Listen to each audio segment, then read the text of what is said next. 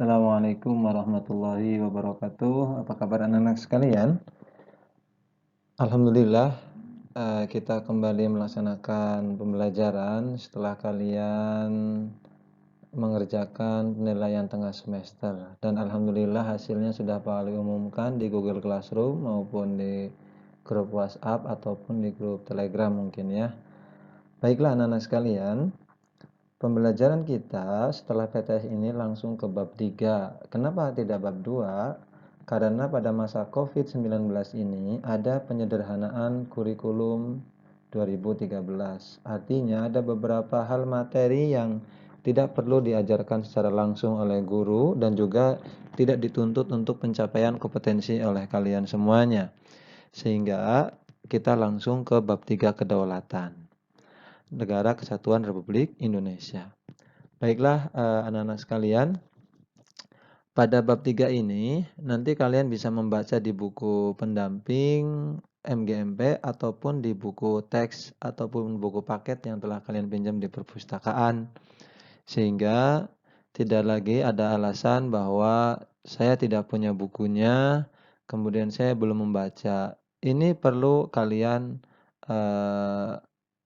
tanamkan dalam diri kalian bahwa belajar itu bukan hanya dari buku saja, tetapi bisa dari internet, ataupun bisa nanya sama teman, ataupun bisa nanya sama guru. Baik anak-anak sekalian, sebelum ke kedaulatan ini, kalian bisa melihat ini adalah pelaksanaan pemilihan umum. Mungkin kalian telah melihat waktu tahun kemarin ketika belum masa pandemi COVID-19 telah dilaksanakan pemilihan ketua OSIS di sekolah ya secara langsung dan terpilihlah salah satu dari si kembar teman kalian sendiri, Septiana atau Septiadi yang ketua OSIS. Kalian lebih tahu lah ya.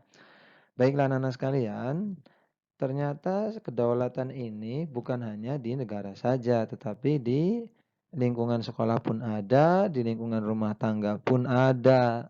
Sekarang sebelum kita belajar tentang kedaulatan Negara Kesatuan Republik Indonesia, Pak Alwi akan bertanya sama kalian dan mungkin nanti akan dijawab oleh kalian di Google Form ya. Siapa sih di rumah itu yang paling berkuasa dalam tanda kutip, yang memiliki pengaruh paling besar? Apakah ayah atau ibu atau kakak? Dalam hal ini adalah yang paling berpengaruh pada diri kalian, yang oleh kalian masing-masing itu pasti ditaati, pasti dituruti, pasti ditakuti. Kan kadang-kadang ada juga anak yang tidak takut sama bapak ibunya, tapi takutnya sama kakaknya. Ada yang karena di rumahnya ada neneknya, jadi takutnya sama neneknya, ataupun takutnya sama kakeknya, bisa jadi begitu. Jadi nanti Pak Ali akan mencoba menggali informasi dari kalian. Termasuk di rumah kalian itu, siapa sih yang menemani kalian belajar? Kemudian tadi bagaimana pengaruh orang lain di dalam rumah terhadap pembelajaran selama masa pandemi ini yang belajar di rumah ataupun dalam kehidupan sehari-hari. Misal ketika kalian ingin sesuatu, apakah itu nanti harus mintanya ke ayah atau ke ibu atau kedua-duanya atau melalui kakak. Misalnya ketika kalian punya keinginan, kemudian kalau minta langsung ke orang tua tidak berani, akhirnya ngobrol dulu dengan kakak. Teh atau Kang atau Ce, kurang hayang handphone ataupun saya ingin beli baju tapi nggak berani ngomong sama orang tua. Nah, gitu ya. Itu gambaran saja bahwa kedaulatan itu bukan hanya dalam tingkat kenegaraan, tapi hal yang paling kecil juga ada. Tapi kita fokus pada pembelajaran kali ini adalah kedaulatan Negara Kesatuan Republik Indonesia. Baiklah anak-anak sekalian, tadi sekilas Pak Lu sudah menyinggung tentang kekuasaan yang ada di rumah. Kita bisa melihat bahwa hakikat dan teori kedaulatan ya. Kedaulatan itu berasal dari kata daulah. Daulah itu dari bahasa apa? Daulah itu berasal dari bahasa Arab yang artinya adalah kekuasaan tertinggi.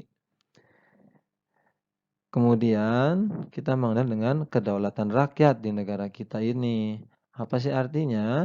Artinya bahwa pemerintah itu mendapatkan mandat dari rakyat atau mendapatkan penyerahan kekuasaan dari rakyat. Dalam pemilihan umum, presiden itu dipilih oleh rakyat, sehingga kita tahu bahwa kekuasaan tertinggi di Indonesia sebetulnya adalah rakyat. Tetapi kekuasaan tersebut kita kasih kepada presiden melalui proses pemilihan umum. Siapa yang membentuk undang-undang? DPR bersama presiden.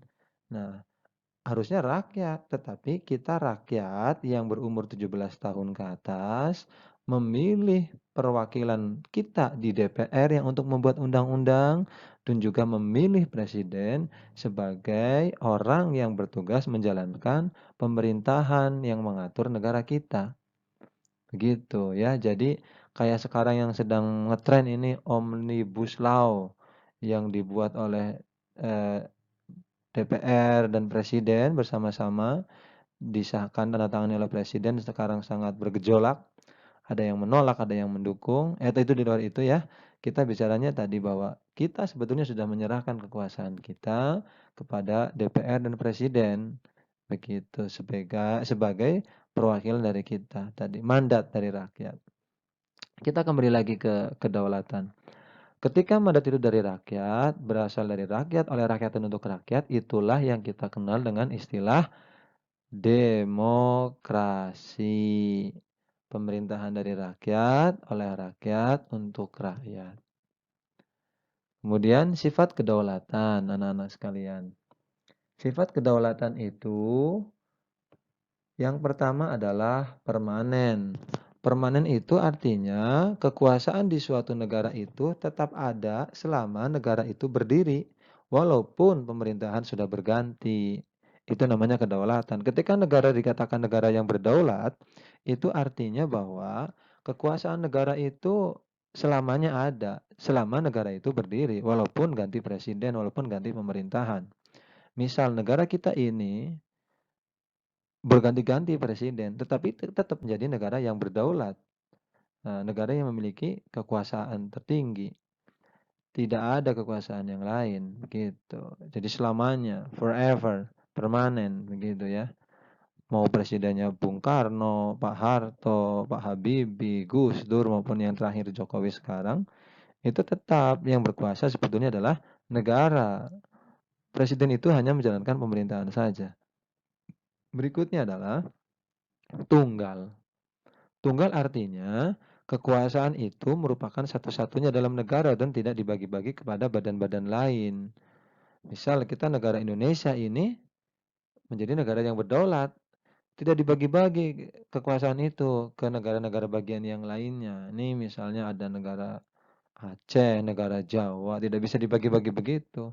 Ini kekuasaan membuat undang-undang dikasih ke Sumatera yang menjalankan undang-undang dikasih ke Jawa, tidak begitu. Jadi kekuasaan itu merupakan satu-satunya dalam negara dan tidak dibagi-bagi kepada badan-badan yang lain. Ini kedaulatan negara. Tetapi kalau dalam pemerintahan dibagi-bagi, ada yang eksekutif, legislatif, dan yudikatif. Begitu ya. Eksekutif, presiden kita kenalnya, legislatif kita kenalnya DPR, yudikatif kita kenalnya Mahkamah Agung, Komisi Yudisial, dan Mahkamah Konstitusi. Nanti kita akan belajar itu di bab ini. Ya, anak-anak sekalian ya. Jadi pada pertemuan kali ini, tadi Pak lupa belum menyampaikan, kalian harus mengetahui tentang hakikat kedaulatan dan teori kedaulatan. Tadi kan sudah tahu ya tentang daulat itu berasal dari kata apa, dari bahasa apa, artinya apa. Kemudian sekarang kita membahas tentang sifat kedaulatan. Nanti hari ini kita hanya sampai pada teori-teori kedaulatan dulu ya. Nanti minggu depan baru kita membahas materi yang lain, khususnya nanti juga kita akan belajar tentang lembaga-lembaga negara di Indonesia yang menjalankan kedaulatan rakyat. Baik anak-anak sekalian, kita kembali ke sifat kedaulatan. Tadi sudah permanen, kemudian tunggal. Yang berikutnya adalah asli. Asli artinya Kekuasaan itu atau kedaulatan itu tidak berasal dari kekuasaan yang lain yang lebih tinggi. Jadi negara kita itu ya memang asli punya kekuasaan, tidak berasal dari kekuasaan negara lain. Berikutnya, sifat kedaulatan yang terakhir adalah tidak terbatas. Artinya kekuasaan itu tidak dibatasi oleh kekuasaan yang lain. Nah, itu ya anak-anak sekalian. Semoga kalian bisa paham ini tentang sifat kedaulatan yang ada 4, permanen, tunggal, asli, tidak terbatas. Ini bebas penyebutannya tidak harus urut. Kalau di LKS atau di buku pendamping MGMP kan asli dulu, kemudian permanen, kemudian tunggal, dan tidak terbatas. Bentuk kedaulatan. Bentuk kedaulatan itu terbagi menjadi 2. Yang pertama adalah kedaulatan ke dalam dan yang kedua adalah kedaulatan keluar. Apa sih kedaulatan ke dalam itu? Kedaulatan ke dalam adalah kekuasaan untuk mengatur organisasi pemerintahan sendiri tanpa campur tangan negara lain berdasarkan perundang-undangan yang berlaku. Artinya, kedaulatan ke dalam itu negara kita berhak mengatur kekuasaannya sendiri, tidak terpengaruh eee, oleh kedaulatan yang lain. Mau mengatur tentang presidennya siapa, mau mengatur tentang anggota DPR dari partai politik mana saja, itu kekuasaan ke dalam, artinya kedaulatan yang ke dalam. Sedangkan kedaulatan keluar adalah kekuasaan untuk menjalin kerjasama dengan bangsa yang lain tanpa terikat oleh kekuasaan yang lain. Sebuah negara yang berdaulat itu harus bekerja sama dengan negara lain untuk mencapai tujuan bersama. Contoh, negara kita itu bekerja sama dengan negara-negara di Asia Tenggara yang tergabung dalam ASEAN. Artinya, negara kita itu, negara Indonesia, tidak terikat untuk mengatur di dalam, tetapi hanya bekerja sama di luar untuk mencapai tujuan, saling bekerja sama, ekspor, impor, misalnya dalam bidang ekonominya, kemudian dalam bidang politik, adanya perwakilan negara kita di sana, di Kedutaan Besar Republik Indonesia di negara-negara lain, itu contoh-contoh yang real. Yang paling besar organisasinya tentunya adalah Perserikatan Bangsa-Bangsa atau United Nation, betul, atau UN ya, United Nation. Itu, ketika kita negaranya ikut PBB, itu berarti kita memiliki kedaulatan keluar. Bahkan ketika sidang PBB yang kemarin, mungkin 2, 3 minggu kemarin, ada sebuah negara di Kepulauan Asia Pasifik yang mencoba mengusik kedaulatan ke dalam kita. Kita negaranya diusik tentang dikiranya kita itu melaksanakan apa atau melakukan, pelanggaran hak asasi manusia di Papua, menindas Papua. Itu yang mengusik adalah negara di salah satu negara kecil di, eee, Samudra Pasifik sana, dari dekat Papua sana ya, dekat, Papua ke timur. Eee, oleh diplomat kita yang di PBB pada saat itu langsung dibantah bahwa negara kita punya aturan sendiri. Kita tidak melanggar hak asasi manusia dan langsung memperingati, "Negara Anda jangan turut campur negara kita." Begitu, ya itu bentuk kedaulatan.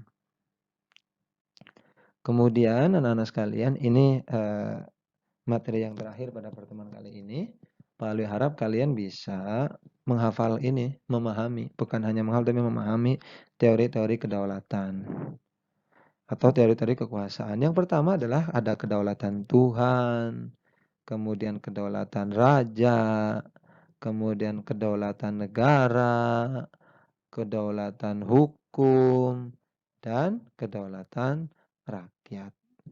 Teori-teori ini eh, sekarang diterapkan di negara-negara di dunia, namun tidak semuanya menerapkan 5 kedaulatan ini. Nanti kita akan rinci siapa saja tokoh-tokohnya, kemudian negara-negara mana saja yang pernah menganut teori ini dan bagaimana pelaksanaannya. Dan kalau saat ini kebanyakan ya kedaulatan hukum dan kedaulatan rakyat termasuk negara kita nanti. Apa sih yang teori kedaulatan yang kita anut? Apakah kedaulatan Tuhan, apakah kedaulatan raja, apakah kedaulatan negara, atau kedaulatan hukum, atau kedaulatan rakyat. Nah, nanti kalian akan belajar mandiri ini. Pak Alwi tugaskan kalian mencari teori-teori ini, dicatat di buku catatan kalian masing-masing. Kemudian minggu depan Pak Alwi akan menerangkan teori-teori kedaulatan ini. Kita belajarnya sedikit-sedikit, tetapi mudah-mudahan paham ya anak-anak sekalian ya. Itulah anak-anak sekalian, pertemuan kali ini yang Pak Alwi berusaha jelaskan kepada kalian, semoga paham, dan jika ada yang tidak paham atau kurang paham, silakan kalian bertanya lewat grup PPKN kelas 9A sampai 9D ataupun Japri. Terima kasih. Assalamualaikum warahmatullahi wabarakatuh.